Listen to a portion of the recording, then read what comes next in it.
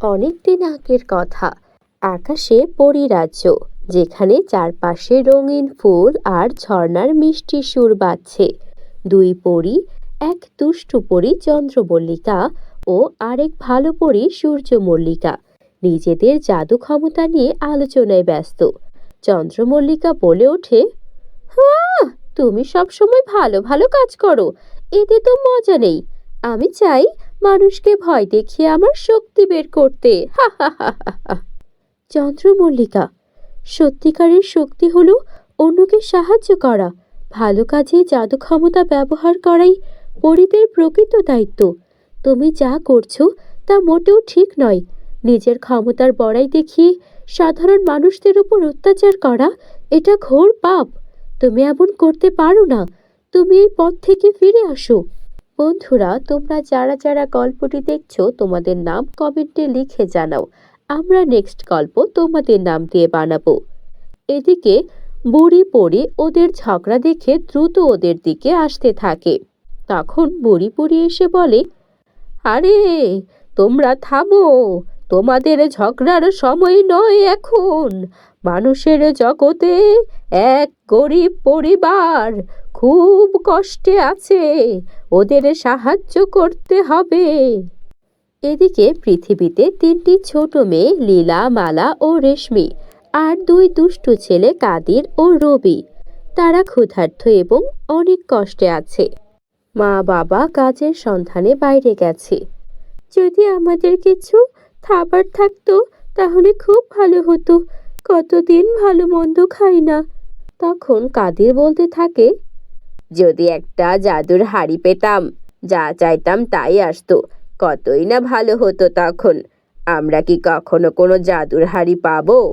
ঠিক তখনই আকাশ থেকে সূর্যমল্লিকা নেমে আসে আর বলতে থাকে, আমি জানি তোমাদের কষ্ট হচ্ছে। আমি তোমাদের একটি জাদুর সোনার হাড়ি দেব। এতে যা চাইবে তাই পাবে। তবে শর্ত একটাই, কখনো লোভ করবে না। সবাই খুশি হয়ে হাড়ি নেয়। হাড়ি থেকে খাবার, কাপড় আর খেলনা বের হতে থাকে। ওরা খুশিতে লাফাতে শুরু করে। আর এত আনন্দ পেতে দেখে পরীও অনেক বেশি খুশি হয়ে যায়। সূর্যমল্লিকা ওদের দেখে হাসতে থাকে। এদিকে চন্দ্রমল্লিকা লুকিয়ে লুকিয়ে তা দেখছিল। মানুষের সুখ চন্দ্রমল্লিকার মোটেও সহ্য হয় না। ও তেলে বেগুনে জ্বলে উঠতে থাকে। এত সহজে সুখ? না না না না, এত সহজে সুখ তো ওদের আমি পেতে দেব না। সূর্যমল্লিকার বানানো এই জাদুর সোনার হাড়ি তো আমি কেড়ে নেবই নেব। ওই সুখ শুধু আমার হবে। তাই চন্দ্রমল্লিকা ছদ্মবেশে একটা বুড়ি হয়ে সেই কুটিরে যায় আর বাচ্চাদেরকে ডাকতে শুরু করে। ওরে বাচ্চারা, তোমাদের এই হাড়ি তো খুব সুন্দর। যদি আমি একটু দেখতে পারতাম তাহলে বড্ড ভালো হতো। আমার কাছে মজার মজার সব খাবার আছে, যা একবার খেলে পৃথিবীর সব সুস্বাদু খাবার তোমরা ভুলে যাবে। এই হাড়ি বেশি দিন কাজ করবে না। এমনিতেই কদিন পর এই হাড়ির জাদু ক্ষমতা নষ্ট হয়ে যাবে। তার চেয়ে বরং হাড়িটা আমায় দাও, আর আমি তোমাদের মজার সুস্বাদু খাবার দিচ্ছি। কাদির আর রবি পরীর দেওয়া সুস্বাদু খাবারের লোভে তখন হাড়িটা বের করে দেয়। এই নাও বুড়িমা হাড়ি, কই আমাদের সুস্বাদু খাবার দাও। কে সুস্বাদু খাবার দেবে, বোকা ছেলেরা। এই বলে চন্দ্রমল্লিকা হাড়ি নিয়ে উড়ে যায়। এদিকে সূর্যমল্লিকা বাচ্চাদের সঙ্গে দেখা করতে আসে আর দেখে ওদের কাছে সেই পরীর দেওয়া হাড়িটা নেই। তখন বাচ্চারা সব ঘটনা খুলে বলে। বুঝতে পেরেছি, এটা আর কেউ নয়, আমারই বোন চন্দ্রমল্লিকার কাজ। ও কারো সুখ দেখতে পায় না। তোমাদেরকে আমি আগেই সতর্ক করেছিলাম তোমরা যেন লোভ না করো, কিন্তু তোমরা লোভ করে ফেলেছো। আমি তোমাদেরকে আবার ওই হাড়ি ফিরিয়ে দেব। আর এটা থেকে তোমরা শিক্ষা নাও যে কখনো লোভ করতে নেই। লোভ করলে মূল্যবান জিনিস আমাদের জীবন থেকে হারিয়ে যায়। এদিকে সূর্যমল্লিকা ভাবে যেভাবেই হোক চন্দ্রমল্লিকাকে কথা বলে হলেও বোঝাতে হবে সে যে কাজগুলো করছে সেগুলো মোটেও ভালো কাজ নয়। এমনটা করলে সে ভবিষ্যতে পরিরাজ্যের রানী তো হতেই পারবে না, তার সঙ্গে পৃথিবীর মানুষরাও তাকে চরম ঘৃণা করবে। আর সে তো সারা জীবন যুবতী থাকবে না, তাই বৃদ্ধকালে সে আশেপাশে কাউকে পাবে না। এদিকে চন্দ্রমল্লিকাও একান্তে বসে নিজের ভুল নিয়ে ভাবছিল।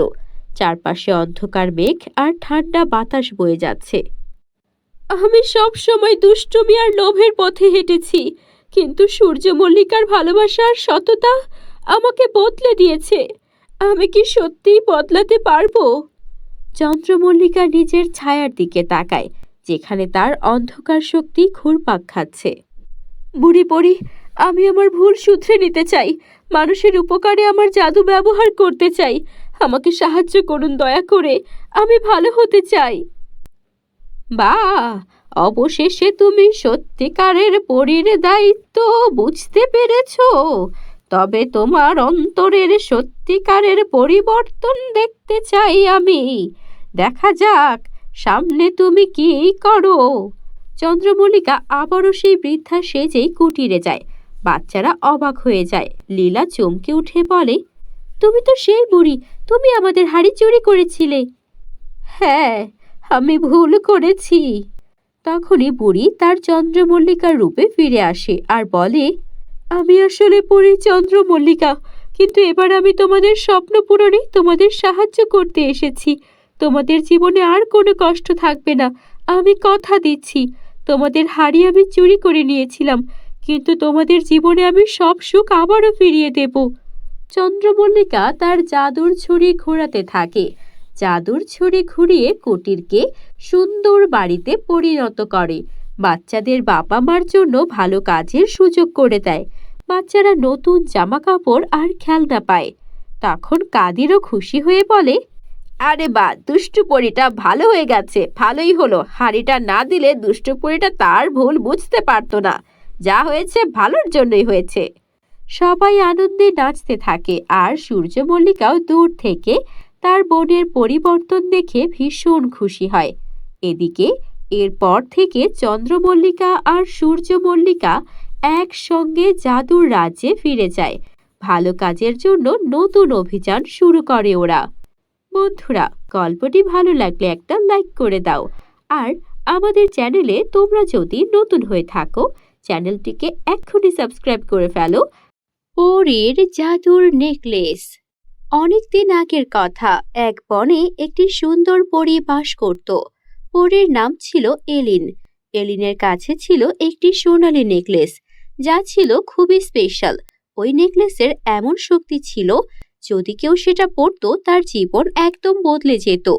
এলিন জানতো সে এমন কাউকে ওই নেকলেসটি দেবে যার জীবনে সত্যিই কোনো সাহায্যের দরকার। একদিন একটা ছোট্ট মেয়ে আসিয়া এলিনের সেই বনটি খুঁজে পেল। আসিয়া ছিল খুবই ভালো মনের মিষ্টি মেয়ে, কিন্তু ওর বাবা মা না থাকায় ও ছিল এতিম আর ওর জীবন ছিল দুঃখ দুর্দশায় ভরা। আর তাই আসিয়া এলিনের সেই বনটি খুঁজে পেয়ে একটু ভয় পেয়ে গেল, কেননা সেই বনটি ছিল অন্যান্য বন থেকে একদম আলাদা। সেখানের গাছগুলো পর্যন্ত কালো রঙের ছিল। সবাই মনে করত এলিনের সেই বনটি হচ্ছে অভিশপ্ত। বন্ধুরা, তোমরা যারা যারা গল্পটি দেখছো তোমাদের নাম কমেন্টে লিখে জানাও। আমরা নেক্সট গল্প তোমাদের নাম দিয়ে বানাবো। হঠাৎ এলিন আসিয়ার সামনে দাঁড়ালো আর বলল, এই যে মেয়ে, তুমি এই জঙ্গলে এলে, তোমার ভয় করলো না? কেউ তো এখানে প্রবেশ করতে চায় না, কারণ এই জঙ্গল শুধুমাত্র ভালো মানুষদের জন্য। আর এখন তো পৃথিবীতে ভালো মানুষ নেই বললেই চলে। আমি তো এত কিছু জানি না, আমার বাবা মা নেই। আমি শুনেছি এই জঙ্গলে এলে কিছু না কিছু পাওয়া যাবে, সেই আশা নিয়ে আমি এসেছি। আমি সাহায্য চাই আপনার। তুমি আমার রাজ্যে এসেছো, এই রাজ্যই আমার জঙ্গল, তাই আমি তোমাকে আজকে বিশেষ কিছু উপহার দেব।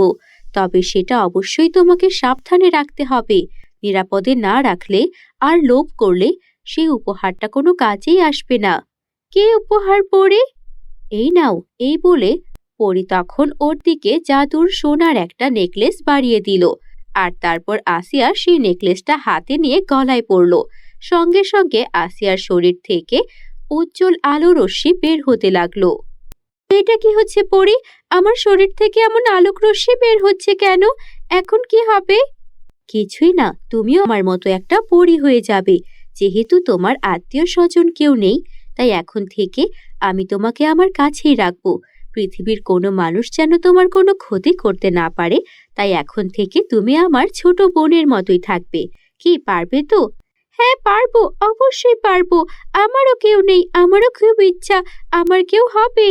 এই সব কিছু দূর থেকে দাঁড়ানো এক ডাইনি দেখছিল আর বলতে থাকে, খুব শখ, একটা মানুষকে পরী বানানো হচ্ছে।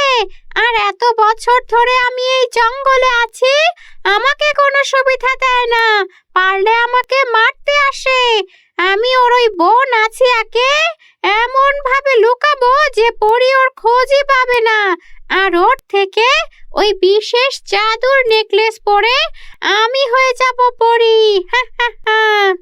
সুযোগ বুঝে ডাইনিটা তাই করলো। আসিয়া জঙ্গলে খেলা করছিল, তখন ডাইনিটা আসিয়াকে কিডন্যাপ করলো আর তারপর ওর গলার থেকে নেকলেসটা খুলে নিজের গলায় পরে নিল। এখন আমিও পরী হয়ে যাব, আর পরী সেজে মানুষের মধ্যে প্রবেশ করে যাকে ইচ্ছা তাকে শিকার করব। আর তারপর মানুষের তাজা তাজা মাংস খাওয়া থেকে আমাকে কেউ আটকাতে পারবে না। হা হা হা। এদিকে আসিয়া বন্দি ছিল আর ও চিৎকার করছিল সাহায্যের জন্য। পরী তুমি কোথায়? আমাকে উদ্ধার করো, এই ডাইনিটা আমাকে বন্দি করে রেখেছে। পরী তুমি কোথায়? পরী আসিয়াকে একটা জাদুর আংটিও দিয়েছিল। পরী আমি তোমাকে মনে করছি, ডাইনি আমাকে বন্দি করে রেখেছে আর নেকলেস পরে নিজে পরী হয়ে গেছে। তুমি পরী, আমাকে বাঁচাও, আর সাথে ওই ডাইনির হাত থেকে সাধারণ নিষ্পাপ মানুষদেরকেও বাঁচাও, ও এখনই বেরিয়ে পড়বে। পরী এলেন তখন দ্রুত সেখানে চলে এলো, আর তারপর পরী সেজে যখন ডাইনিটা বেরিয়ে পড়বে তখন তাড়াতাড়ি তার জাদুর কাঠি দিয়ে সেই ডাইনি সাজা পরীটাকে বন্দি করে ফেললো। তুই কি ভেবেছিলি শয়তান ডাইনি? তোকে এর আগে অনেক সুযোগ দিয়েছি, তোকে বলেছি তুই কোনো খারাপ কাজ করলে সেদিনই হবে তোর শেষ দিন, আর তাই হলো। আজকে তোকে আমি মেরেই ফেলবো। তারপর পরী সেই ডাইনির গায়ে আগুন লাগিয়ে দিল আর তারপর আসিয়াকেও মুক্ত করলো। ধন্যবাদ আসিয়া, তুমি তোমার বুদ্ধির জোরে আমাকে যদি না ডাকতে, তাহলে এই ডাইনিটা পরী সেজে আমাদের পরীরাজ্যের বদনাম করাতো আর অসুস্থ নিষ্পাপ অসহায় মানুষদেরকেও মেরে খেয়ে ফেলতো। তোমার কাছে আমি কৃতজ্ঞ, তুমি সত্যিই পরী হওয়ার যোগ্য। এরপর আসিয়া পরীর সঙ্গে হাসি খুশি জীবন কাটাতে লাগলো। বন্ধুরা, আমাদের চ্যানেলে তোমরা নতুন হয়ে থাকলে চ্যানেলটিকে সাবস্ক্রাইব করতে ভুলো না যেন। পরীর জাদুর সোনার গ্রাম। একটি ছোট্ট গ্রাম যার নাম সোনার গ্রাম। গ্রামটি সবুজে ঘেরা, চারপাশে উঁচু পাহাড় আর নদী। কিন্তু গ্রামের লোকজন খুবই গরিব, তাদের জীবন কঠিন, কাজের অভাব আর দুঃখে ভরা।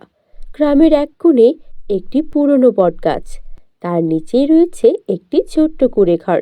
সেখানে বাস করে একটি গরিব বাচ্চা মেয়ে, তার নাম মিনা। মিনার বাবা মা নেই, সে একাই থাকে। তার একমাত্র সঙ্গী হলো তার ছোট্ট কুকুর বাদল। বাদল, আজকে কোনো কাজ পেলাম না, কি করব এখন? ক্ষুধায় যে পেট চলছে। বাদলও মিনার দিকে তাকিয়ে কাঁদতে থাকে। হঠাৎ করেই আকাশে আলো জ্বলে উঠল। চারটি পরী এসে মিনার সামনে হাজির। তাদের পেছনে একটি কালো মেঘ।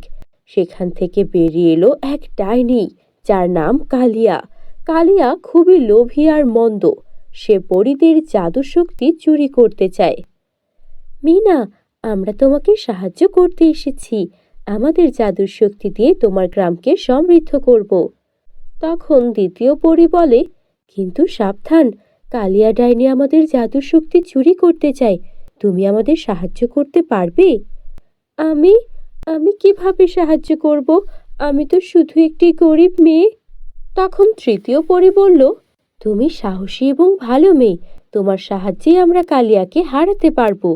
বন্ধুরা, তোমরা যারা যারা গল্পটি দেখছো তোমাদের নাম কমেন্টে লিখে জানাও, আমরা নেক্সট গল্প তোমাদের নাম দিয়ে বানাবো। তখনই ডাইনি কালিয়া হাসতে শুরু করে, অনেক জোরে জোরে সেই হাসি। হাসি শুনলে কলিজা কেঁপে উঠবে। হা হা হা হা হা, কেউ আমাকে হারাতে পারবে না। এই গ্রামের সব জাদুর শক্তি আমার হবে, শুধুই আমার। পরীরা মিনাকে একটি জাদুর লাঠি দিল। মিনা লাঠি হাতে কালিয়ার দিকে এগিয়ে গেল। কালিয়া তার জাদুর শক্তি দিয়ে মিনাকে ভয় দেখাতে চাইল, কিন্তু মিনা মোটেও ভয় পেল না। সে তার সাহস আর বুদ্ধি দিয়ে কালিয়াকে হারাতে লাগলো। কালিয়া, তুমি এই গ্রামের লোকেদের কষ্ট দিয়েছ, আজ আমি তোমাকে থামাবো। তুই একটি ছোট্ট মেয়ে, আমাকে কিভাবে হারাবি? মিনা তার জাদুর লাঠি দিয়ে একটি আলোর বল তৈরি করলো, আর সেই আলোর বল কালিয়ার দিকে ছুঁড়ে মারলো। কালিয়া আলোর বলের সামনে টিকতে পারল না। সে চিৎকার করে পালিয়ে গেল। কালিয়া পালিয়ে যাওয়ার পর পরীরা তাদের জাদুর শক্তি দিয়ে গ্রামকে সুন্দর করে তুলল। গাছগুলোতে ফল ধরল, নদীতে পরিষ্কার পানি বয়ে গেল।